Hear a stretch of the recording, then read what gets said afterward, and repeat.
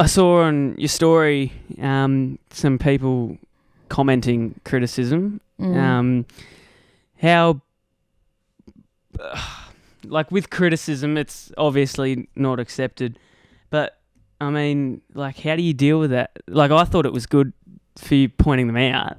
Well, see, I don't usually. So that was a one, like, I think that's probably just something a few girls experience. And obviously some non-binary people in the AFLW experience is just that sort of like people will call me a boy to make a joke because I have short hair and tattoos. And most of the time I just ignore it because they are just idiots saying, just trying to get a rise out of you.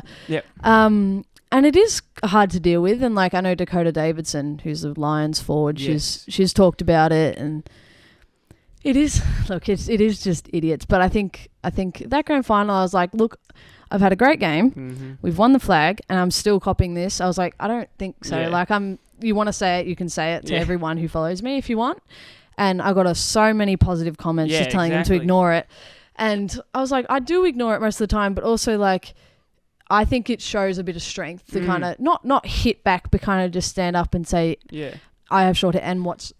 Yeah. And like, there's like... Well, you did nothing wrong. You just put the comment on, like people know exactly. what they I didn't said. say anything. Exactly. I fully didn't say... And like, you know what you said. If you're embarrassed of your comment, then you probably shouldn't have said it. I think he would have regretted it afterwards, which hopefully he does. It's just like... Look, it's just a bit of like... I suppose that's kind of like self-confidence to like be like... You can... Okay, yes, I have short hair and you can make fun of me, but you saying I'm a boy on a comment, you know I'm not. I'm in the AFLW. You choose to say this to get a reaction, and if I react, you can't be upset about that. So, look, it's something that I've had to deal with, obviously, as I've grown up, because I've always appeared this way. And so I think I've learnt how I want to deal with it, and I'm certainly not going to put it on my story every time it happens. But if I'm having a good night and I've had a great game, we've won the flag. Then I'm not sure I'm going to put up with it. No, exactly. So have you had a lot of those or criticism? I know every player in any sport deals with it. Is it something, I know you're just a very casual person, you just brush it off, but like, do you get a lot of people? I mean, we were talking beforehand, you get a lot of messages after the grand final if your phone was blowing up. Well, I suppose it depends what criticism, if you're talking about that sort of criticism about me being called a boy, I've dealt with that since I was 10, because again, I had short hair, I played junior girls footy, like, people had an issue with it, and because I was fairly decent, people had an issue. But if it's just in terms of me as a player, I think there's been times where it's been it can be overwhelming, especially as a young player coming into the system. You're not used to people having a say about you without knowing much about you. It can be quite overwhelming, but I suppose it's kind of the new era we're in, especially with social media. Like, people can say whatever they want to behind a faceless username. And I guess that's kind of like, you have to kind of... It is healthy to, I think, have a detox from social media and not look at comments, especially in the AFLW industry. Some people can just say horrible things, and that's their choice. That's their prerogative. If you want to, you can. Don't know why you'd want to, but that's more... Well, that's... I can't stop you.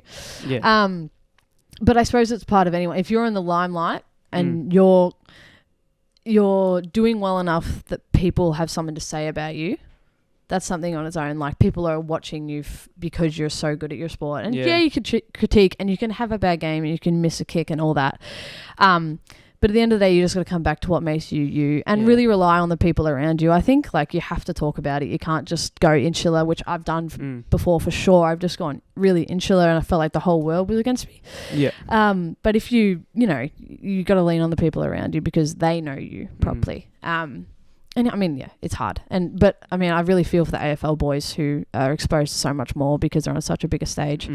I'm not sure how they deal with it, but more, they're very strong. Yeah. Well, I mean, I want to go back into as a kid, you obviously, when you were playing with the boys, I'm assuming you would have dominated them at the end of the day, did you? I was a bit soft. I wouldn't say I dominated in the boys. Because I feel like at the end of the day, all that criticism comes down to jealousy. I mean, they don't, like, if you were bad, they wouldn't really be... I always find the male comments on the AFLW talking about how, like, an under-15s team could beat them. I was like, wow, you are very jealous. You're a very jealous man, aren't you? What else would it be? It's got to be jealous. It's just jealousy, or it's just like Trying to get maybe a laugh. threatened in some way, or maybe trying to get a laugh with, like Mm. some people can just try and be funny to the people around them. But Mm. yeah, whatever it is, I don't know. It's just a very interesting perspective to have on some Yeah. people doing something that makes them happy. Yeah.